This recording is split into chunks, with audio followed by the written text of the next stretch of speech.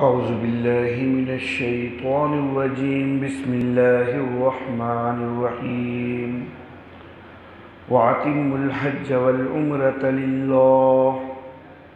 فإن أحصرتم فما استيسر من الهدي ولا تحلقوا رؤوسكم حتى يبلغ الهدي محله فمن كان منكم مريضا أو به أذى من رأسه ففدية من صيام أو صدقة أو نسك فإذا أمنتم فمن تمتع بالعمرة إلى الحج فما استيسر من الهدي فمن لم يجد فصيام 3 أيام في الحج و7 إذا رجعتم تلك 10 كاملة ذلك لمن لم يكن أهله حاضر المسجد الحرام واتقوا الله واعلموا أن الله شديد العقاب صدق الله مولانا العلي العظيم وبلغنا نبيه ورسوله الكريم۔ اور حج اور عمرہ کو اللہ کے لیے پورا کرو، پھر اگر تم روک دیے جاؤ تو جو کوئی آسانی سے میسر ہو ہدی، اور اپنے سروں کو نہ مڑواؤ یہاں تک کہ ہدی اپنے مقام پہ پہنچ جائے۔ پس جو کوئی تم میں سے بیمار ہو یا اس کو کوئی تکلیف ہو اس کے سر میں، تو فدیہ ہے روزوں سے یا صدقہ سے یا قربانی سے۔ پھر جب تم امن میں ہو تو جو کوئی فائدہ اٹھائے عمرہ کا حج کے ساتھ، تو جو کوئی آسانی سے ہدی میسر ہو۔ پس جو کوئی نہ پائے تو 3 روزے رکھنا ہے حج کے دنوں میں، اور 7 کے جب تم پلٹو، یہ 10 پورے ہو گئے۔ یہ اس کے لیے ہے کہ جس کے گھر والے مسجد حرام کے قریب موجود نہ ہوں، اور اللہ سے ڈرو اور جان لو کہ اللہ سخت سزا دینے والا ہے۔ محترم احباب، سورۃ البقرہ کے دوسرے حصہ میں جو متفرق مختلف چیزیں آ رہی ہیں، ان میں میں نے ذکر کیا تھا کہ 3 امور مصلحہ بھی ذکر ہوں گے۔ ان میں سے پہلے امر مصلح روزہ کا اس سے پہلے ذکر کیا جا چکا ہے۔ اب یہاں پر دوسرا امر مصلح حج، اس کے متعلق ذکر کیا جا رہا ہے۔ تیسرا امر مصلح نماز، اس کے متعلق آئندہ ذکر ہو جائے گا۔ اللہ رب العزت ارشاد فرماتے ہیں کہ حج اور عمرہ کو اللہ کے لیے پورا کرو۔ حج ہر صاحب استطاعت مسلمان کے اوپر فرض کی حیثیت رکھتا ہے، اور یہ اسلام کے 5 بنیادی ارکان میں بھی شامل ہے۔ نبی اکرم صلی اللہ علیہ وآلہ وسلم سے سوال کیا گیا اسلام کے متعلق، تو نبی اکرم صلی اللہ علیہ وآلہ وسلم نے جواب میں 5 چیزیں ارشاد فرمائیں، جن کو 5 ارکان اسلام کہا جاتا ہے۔ سب سے پہلے شہادتین، اس کے بعد نماز، پھر روزہ، پھر زکوٰۃ، پھر حج۔ تو یہ 5 چیزیں ہیں کہ جو ارکان اسلام ہیں۔ عمرہ جو ہے یہ فرض نہیں ہے، کریں تو بہتر ہے، ثواب ہے، نہیں کوئی کر سکا تو کوئی حرج نہیں۔ حج جو ہے وہ ہر مسلمان پر فرض نہیں، اس پر فرض ہے کہ جو صاحب استطاعت ہو۔ صاحب استطاعت کا مطلب یہ کہ اس کے پاس اتنی رقم موجود ہو کہ وہ حج کا خرچ سارا آسانی سے برداشت کر سکتا ہے، اور جتنے دن اس نے حج کے سفر پہ رہنا ہے تو پیچھے اپنے گھر والوں کا بھی انتظام پوری طرح کر کے جا سکتا ہے، اور سفر بھی اس کا جو ہے ممکن ہے، اس کے اندر کوئی رکاوٹ نہیں ہے۔ تو ایسے فرد کے اوپر کہ جس کے پاس اتنی طاقت موجود ہو تو اس کے اوپر حج زندگی میں ایک دفعہ لازم اور فرض ہو جاتا ہے۔ خواتین بھی اگر صاحب استطاعت ہوں تو خواتین کے اوپر بھی حج فرض ہوتا ہے، لیکن خواتین کے صاحب استطاعت ہونے میں ساتھ یہ چیز بھی شامل ہے کہ کسی محرم کا بھی ساتھ لے کے جا سکیں، یعنی ایک فرد کا صرف خرچ نہ ہو بلکہ 2 افراد کا خرچ ان کے پاس موجود ہو، محرم کا بھی معاملہ حل ہو سکے، خامد ہو جائے یا کوئی محرم ہو جائے وہ ساتھ جا سکے، تو پھر عورت کے اوپر جو ہے وہ حج فرض ہوگا۔ عمرہ ویسے تو فرض نہیں ہے، لیکن جس وقت شروع کر دیا گیا عمرہ تو پھر اس کو پورا کرنا فرض ہو جاتا ہے۔ جیسا کہ نفل نماز جو ہے، ویسے تو نفل نماز ہے، نہ پڑھے تو کوئی حرج نہیں، لیکن جس وقت نفل نماز کو بھی شروع کر دیا جائے تو پھر اس کو پورا کرنا بہرحال فرض ہوتا ہے، درمیان میں چھوڑنے کی گنجائش اور اجازت نہیں ہوتی۔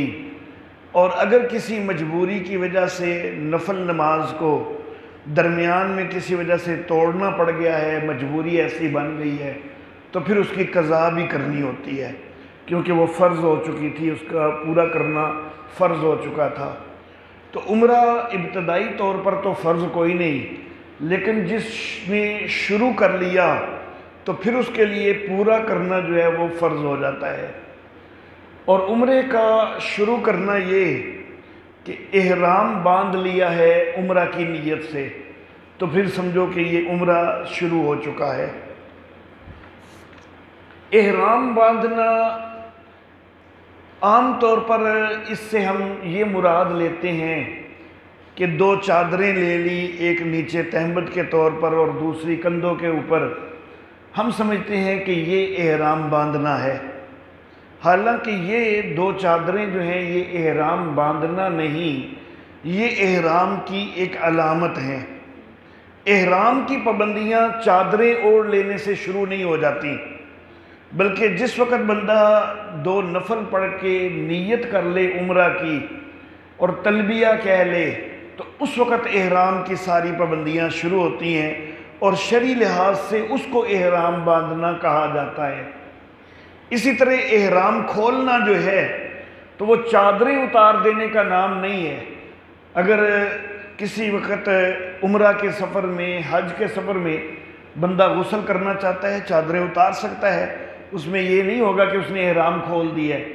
احرام کھولنا جو ہے وہ شرعی اعتبار سے وہ اس چیز کا نام ہے کہ سر منڈوا لیا جائے، جب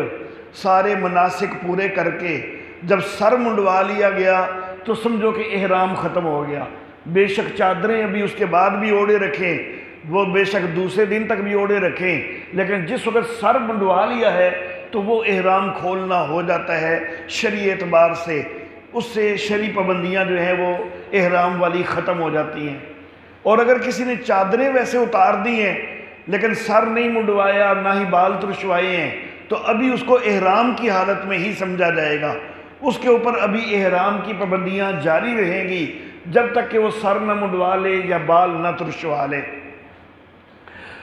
تو بہرحال عمرہ جس وقت شروع ہو جائے تو پھر پورا کرنا فرض ہے، جیسا کہ اللہ یہاں پر فرما رہے ہیں کہ وَأَتِمُّ الْحَجَّ وَالْعُمْرَةَ لِلَّهِ، حج اور عمرہ کو اللہ کے لیے پورا کرو، یعنی اللہ کی رضا مقصود ہونی چاہیے، کوئی دکھلاوا مقصود نہیں ہونا چاہیے، حاجی صاحب کہلانا مقصود نہیں ہونا چاہیے، بلکہ اللہ کی رضا مقصود ہونی چاہیے۔ فَإِنْ أُحْصِرْتُمْ، پھر اگر تم روک دیے جاؤ، فَمَسْتَيْسَرَ مِنَ الْحَدِي، تو جو ہدی آسانی سے میسر ہو۔ مسئلہ یہ ہے کہ جس وقت حج کا یا عمرہ کا احرام باندھ لیا، لیکن پھر آگے کوئی ایسی رکاوٹ پیش آ گئی کہ بندہ حج یا عمرہ کر نہیں سکا، تو پھر اس کے لیے یہ مسئلہ ہوتا ہے کہ وہ ایک قربانی کا جانور جو ہے وہ حدود حرم میں بھیجے گا۔ یہاں سے جانور کسی حاجی کے ہمراہ بھیج دے تب بھی ٹھیک ہے، لیکن وہ ظاہر بات ہے کہ وہ مشکل ہو جاتا ہے، فلائٹ وغیرہ کے اندر سفر ہوتا ہے اور ساتھ جانور لے کے جانا کوئی آسان کام نہیں ہوتا ہے۔ لیکن دوسرا حل یہ کہ کسی حاجی کو رقم دے دے کہ میرے لیے وہاں جا کے قربانی جو ہے وہ خرید کے حدود حرم کے اندر قربانی کر دیجئے گا، تو جس وقت وہ حدود حرم کے اندر اس کی قربانی ہو جائے تو اس کے بعد یہ اپنا احرام جو باندھا تھا یہ کھول سکتا ہے۔ اگرچہ یہ حج کے لیے یا عمرے کے لیے جا نہیں سکا، لیکن احرام کی پابندیوں میں رہے گا جب تک کہ وہاں پر اس کی قربانی نہ ہو جائے۔ کسی پہلے سے وہاں موجود عزیز رشتہ دار وغیرہ کو بھی کہا جا سکتا ہے۔ دور حاضر میں تو رقم بھیجنا بھی آسان ہے، وہ بینک وغیرہ کے ذریعے یا کئی اور ذرائع ہیں کہ جن کے ذریعے رقم جو ہے وہ بھی بھیجی جا سکتی ہے۔ تو حدود حرم کے اندر قربانی اس کی طرف سے ہو جائے، ہدی اس کی طرف سے ذبح ہو جائے تو اس وقت پھر اپنا یہ احرام کھول سکتا ہے۔ اب وہ وہاں پر جا کے جو ذبح ہونی ہے، دور حاضر میں تو اس کا معلوم کرنا بھی مشکل کوئی نہیں، ٹیلی فون کے ذریعے رابطہ آرام سے ہو جاتا ہے۔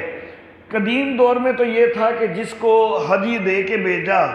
تو پھر اس کے ساتھ کوئی تاریخ متعین کر لیتے تھے کہ تم فلاں تاریخ کو جو ہے وہاں پر پہنچنے کا تمہارا امکان موجود ہے کہ فلاں تاریخ تک تم پہنچ جاؤ گے اور فلاں تاریخ تک تم وہاں پر ہدی میری طرف سے ذبح کر سکتے ہو، تو تم اس تاریخ تک لازمی کر دینا تاکہ میں اس تاریخ کے بعد اپنا احرام کھول لوں۔ تو قدیم دور میں تو اس طرح تھا کہ دن مقرر کرنے پڑ جاتے تھے، لیکن دور حاضر میں تو آسانی سے ٹیلی فون پر رابطہ ہو سکتا ہے، معلوم ہو سکتا ہے کہ ہدی ذبح ہو گئی ہے یا نہیں ہوئی۔ تو جو کوئی روک دیا جائے، روکنا جو ہے دشمن کی طرف سے بھی روکنا ہو سکتا ہے، روکنا گورنمنٹ کی طرف سے کوئی پابندی لگ جانا یہ بھی ہو سکتا ہے، راستے کے اندر کوئی ایسی رکاوٹ پیدا ہو جانا کہ جس سے سفر ممکن کوئی نہیں رہا یہ بھی ہو سکتا ہے، ویزے پاسپورٹ وغیرہ کا کوئی ایسا اچانک مسئلہ بن گیا تو وہ بھی ہو سکتا ہے، شدید بیمار ہو گیا کہ اب نہیں جا سکتا یہ بھی ہو سکتا ہے۔ تو کسی بھی انداز میں اگر تم روک دیے گئے ہو تو پھر ہدی بھیجنی ہوگی، اور جب ہدی بھیجنی ہے تو اپنے سروں کو نہیں منڈوانا یہاں تک کہ ہدی اپنی جگہ پر پہنچ جائے، یعنی وہ حدود حرم میں جا کے ذبح کر لی جائے۔ نبی اکرم صلی اللہ علیہ وآلہ وسلم سے بھی یہ معاملہ پیش آ گیا کہ خواب میں دیکھا نبی اکرم صلی اللہ علیہ وسلم نے کہ میں عمرہ کر رہا ہوں، میرے ساتھ صحابہ بھی عمرہ کر رہے ہیں۔ اب نبی کا جو خواب ہوتا ہے وہ وحی کا درجہ رکھتا ہے، تو نبی اکرم صلی اللہ علیہ وسلم نے اس سے یہی سمجھا کہ مجھے عمرہ کا حکم دیا گیا ہے، جیسا کہ حضرت ابراہیم علیہ الصلاۃ والتسلیمات انہوں نے اپنے آپ کو دیکھا تھا کہ میں بیٹے کے گلے پر چھری چلا رہا ہوں، تو وہ اللہ کا حکم انہوں نے اس کو قرار دیا اور بیٹے کو ذبح کرنے کے لیے تیار ہو گئے۔ تو نبی اکرم صلی اللہ علیہ وآلہ وسلم کو بھی جب یہ خواب میں دکھایا گیا کہ آپ اور صحابہ کرام عمرہ کر رہے ہیں، تو نبی اکرم صلی اللہ علیہ وسلم نے صحابہ کرام سے کہا کہ تیاری کرو، عمرہ کا سفر کرنا ہے۔ اب اللہ رب العزت نے نبی اکرم صلی اللہ علیہ وسلم کو دکھلایا تو تھا عمرہ کرتے ہوئے، لیکن یہ نہیں بتلایا تھا کہ یہ عمرہ ہونا کب ہے، اور نبی عالم الغیب تو ہیں کوئی نہیں۔ 1400 صحابہ کرام یا دوسری روایت کے مطابق 1500 صحابہ کرام رضوان اللہ علیہم اجمعین کے ہمراہ نبی اکرم صلی اللہ علیہ وآلہ وسلم احرام بھی باندھ لیے، عمرہ کے لیے نکل گئے، حدیبیہ کے مقام تک پہنچ گئے، لیکن حدیبیہ میں پھر مشرکین مکہ نے روک لیا اور انہوں نے کہا کہ آگے جانے کی اجازت کوئی نہیں ہے۔ نبی اکرم صلی اللہ علیہ وآلہ وسلم چاہتے تو زبردستی بھی آگے بڑھ سکتے تھے، لیکن ایک تو نبی اکرم صلی اللہ علیہ وآلہ وسلم کی طبیعت بڑی صلح جو ہے، اور دوسرا احرام بھی باندھے ہوئے تھے، اور احرام کی حالت میں لڑائی جھگڑا وغیرہ جو ہے اس سے بھی اجتناب کرنا ہوتا ہے، احرام کی پابندیوں کا خیال کرنا ہوتا ہے۔ تو نبی اکرم صلی اللہ علیہ وآلہ وسلم نے پھر صلح کا معاہدہ کر لیا۔ تو پھر اس سال نبی اکرم صلی اللہ علیہ وآلہ وسلم نے عمرہ نہیں کیا، اور معاہدے کے مطابق اگلے سال جو ہے وہ نبی اکرم صلی اللہ علیہ وسلم نے عمرہ قضا جو ہے وہ ادا کیا۔ تو نبی اکرم صلی اللہ علیہ وسلم کو بھی روک دیا گیا تھا، اور نبی اکرم صلی اللہ علیہ وسلم بھی جانور جو ساتھ لے کے گئے تھے تو حدیبیہ کے مقام پر ان جانوروں کو ذبح کیا نبی اکرم صلی اللہ علیہ وسلم نے۔ حدیبیہ اور حدود حرم جو ہیں یہ بالکل متصل ہیں، تو یقینی بات ہے کہ نبی اکرم صلی اللہ علیہ وسلم نے ذبح کے لیے وہی مقام انتخاب کیا ہوگا کہ جو حدود حرم کے اندر آتا ہے۔ تو بہرحال اللہ فرماتے ہیں کہ اپنے سروں کو نہیں منڈواؤ یہاں تک کہ ہدی جو ہے وہ اپنی جگہ پر پہنچ جائے۔ عمرہ یا حج کے احرام میں جس وقت احرام کھولنا ہے تو سر منڈوانا بھی درست ہے، بال ترشوانا بھی درست ہے، لیکن سر منڈوانا جو ہے وہ زیادہ افضل ہے۔ جس وقت یہ حدیبیہ کے مقام پر نبی اکرم صلی اللہ علیہ وسلم نے خود اپنا سر منڈوایا، جانور ذبح کیے، سر منڈوایا، تو نبی اکرم صلی اللہ علیہ وسلم نے، صحابہ کرام نے بھی سر منڈوائے، کسی نے بال ترشوائے، تو نبی اکرم صلی اللہ علیہ وسلم نے دعا فرمائی۔ دعا کے اندر فرمایا کہ یا اللہ جس نے سر منڈوایا ہے یا اللہ اس کے اوپر رحم فرما دے،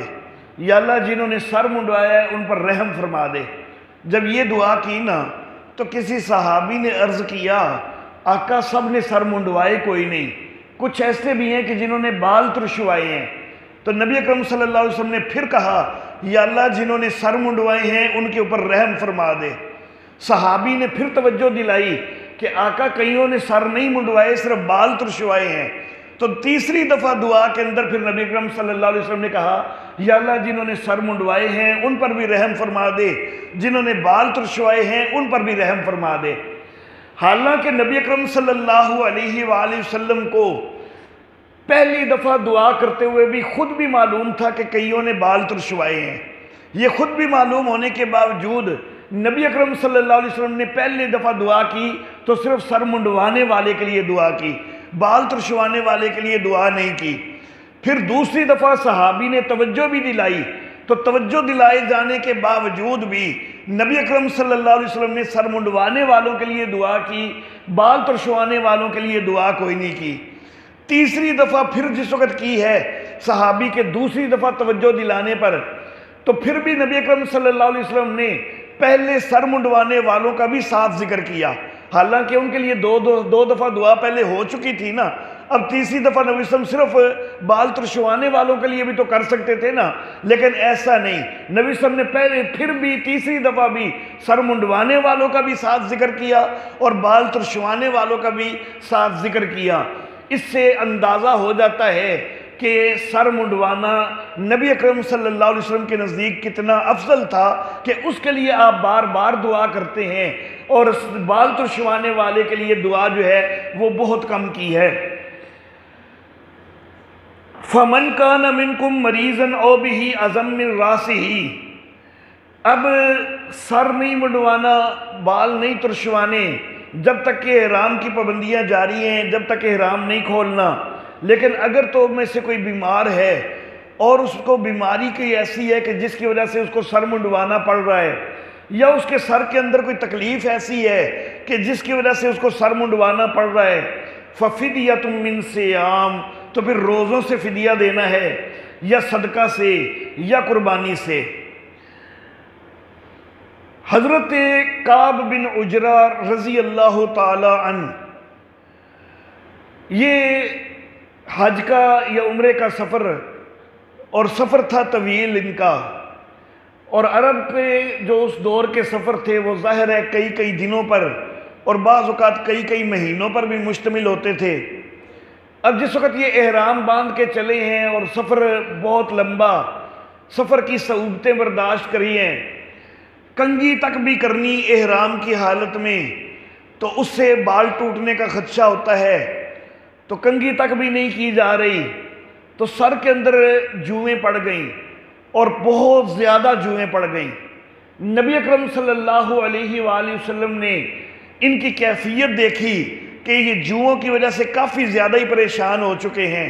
تو نبی اکرم صلی اللہ علیہ وسلم نے حضرت کعب بن عجرہ رضی اللہ تعالیٰ عنہ سے کہا کہ تم تو بہت زیادہ پریشان ہو چکے ہو، تو تم اپنا سر منڈوا دو،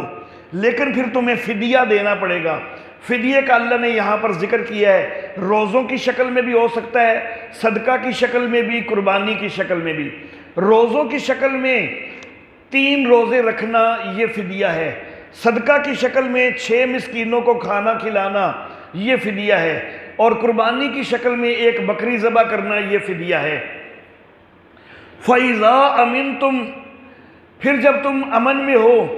فَمَنْ تَمَتَّعَ بِالْعُمْرَةِ إِلَى الْحَجِّ،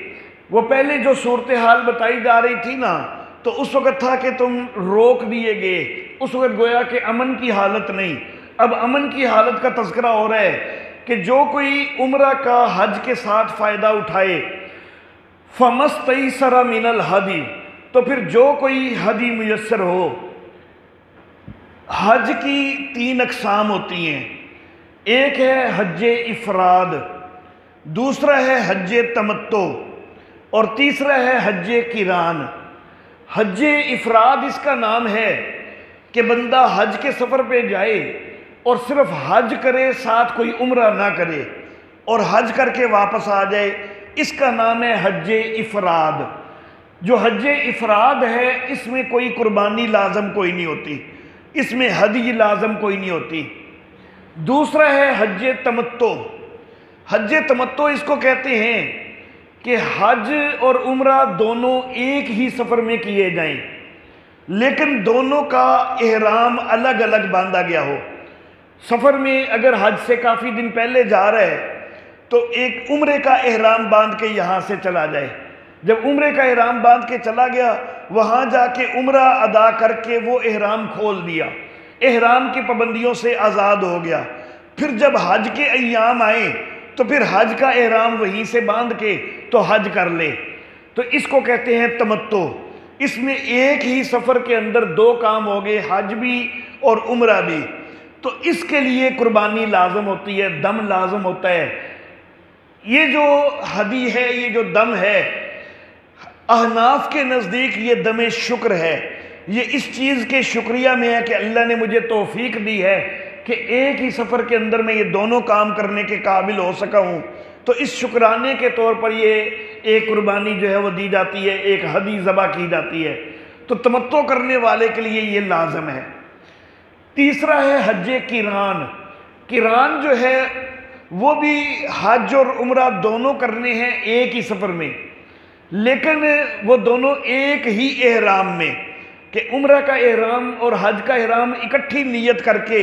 یہیں سے باندھ گئے، وہاں جا کے پہلے عمرہ کر لیا، پھر جتنے دن حج کے اندر باقی ہیں احرام کی پابندیاں ختم نہیں کی، احرام کی پابندیوں میں ہی رہا، اور پھر جو ہے جس وقت حج کے ایام آئے تو اسی احرام کے ساتھ حج بھی کیا۔ اس میں چونکہ احرام کی پابندیاں کئی دن زیادہ برداشت کرنی پڑ جاتی ہیں، اس لیے یہ زیادہ مشکل ہوتا ہے، لیکن سب سے زیادہ اجر بھی بہرحال اسی کا ہی ہے۔ ہم احناف کے نزدیک حج قران سب سے افضل ہے،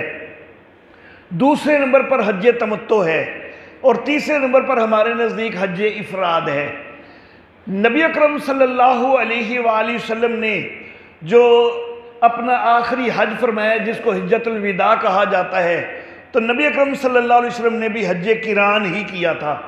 تو حج قران جو ہے اس میں بھی عمرہ اور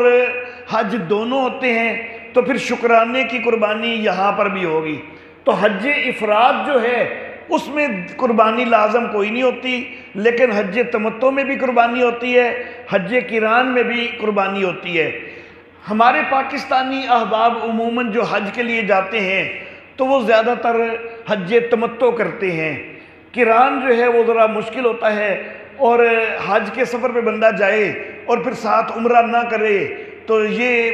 کوئی اتنا مناسب نہیں لگتا، بلکہ جی چاہتا ہے کہ عمرہ بھی بندہ کرے، تو اس لیے ہمارے احباب عموماً تمتع کیا کرتے ہیں۔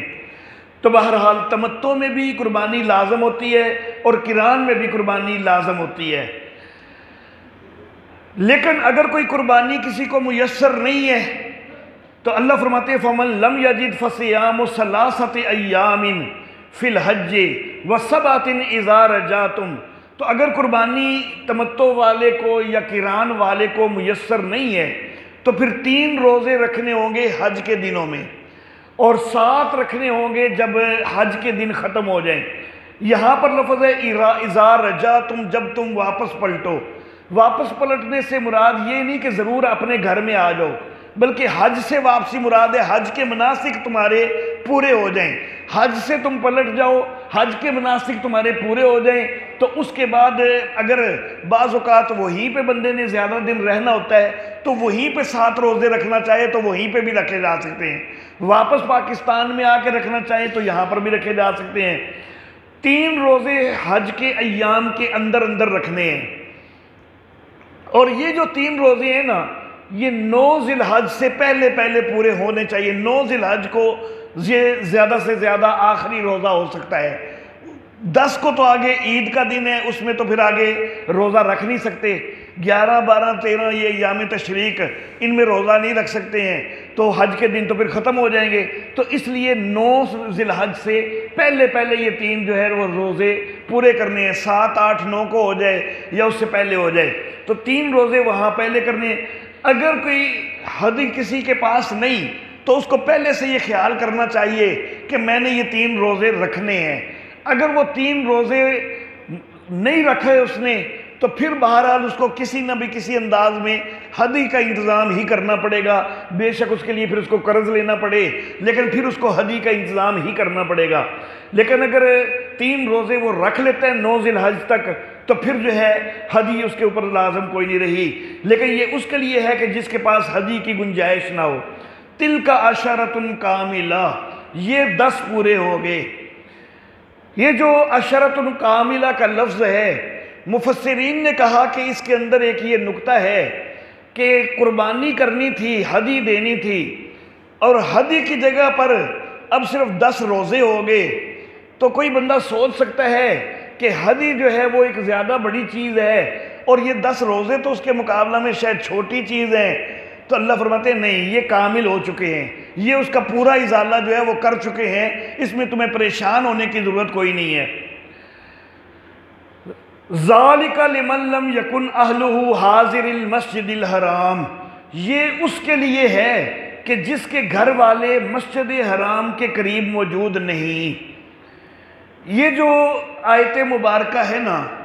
اس سے مراد یہ ہے کہ حج تمتع وہ کر سکتا ہے کہ جس کے گھر والے مسجد حرام کے قریب نہ ہوں،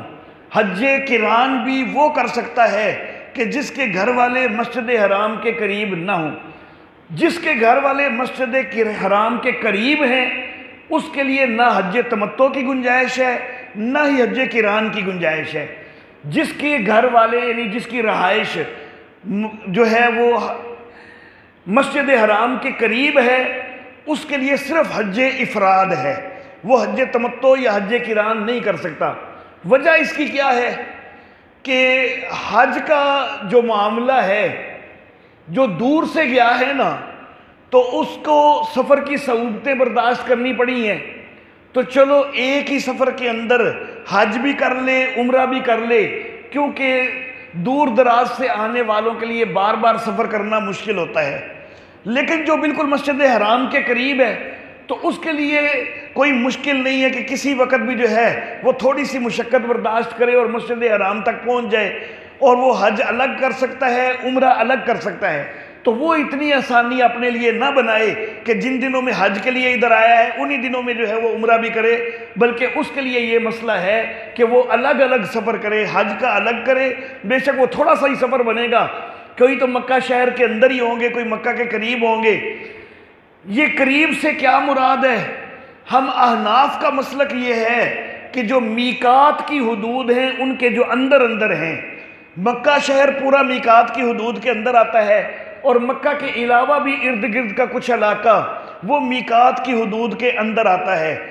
5 میقات نبی اکرم صلی اللہ علیہ وسلم نے بتلائے ہیں، جن میں سے جو دور ترین ہے، جو سب سے زیادہ دور ہے، وہ مدینہ والوں کے لیے جو میقات ہے تو وہ سب سے زیادہ دور ہے، باقی میقات جو ہیں وہ زیادہ قریب ہیں۔ تو بہرحال جو لوگ میقات کی حدود کے اندر کہیں رہتے ہیں ان کے لیے حج تمتع کوئی نہیں، ان کے لیے حج قران کوئی نہیں، تاکہ وہ حج کی سفر الگ کریں اور عمرہ کا سفر الگ کریں، تھوڑی الگ الگ مشقت جو ہے وہ برداشت کریں۔ لیکن جو دور سے آنے والے ہیں، میقات کی حدود سے باہر سے آنے والے ہیں، تو وہ تمتع اور قران کر سکتے ہیں۔ واتقوا اللہ، اور اللہ سے ڈرو، وَاعْلَمُوا أَنَّ اللَّهَ شَدِيدُ الْعِقَابِ، اور جان لو کہ اللہ سخت سزا دینے والا ہے۔ تو اللہ رب العزت نے یہ احکام جو ہے یہ تمہیں دیے ہیں، ان کو پوری طرح لحاظ کر کے تو ان کے مطابق جو ہے وہ عمل کیا کرو، اللہ سے ڈرا کرو، کوئی خرابیاں نہ کیا کرو، غلطیاں کوتاہیاں نہ کیا کرو۔ دانستہ اگر کوئی غلطی کرو گے، خاص طور پر حج کے ایام کے اندر گناہ کے افعال اگر تم سر انجام دو گے تو اللہ سخت سزا دینے والا بھی ہے۔ احتیاط کرو، تقوی اختیار کرو۔ وآخر دعوانا الحمدللہ رب العالمین۔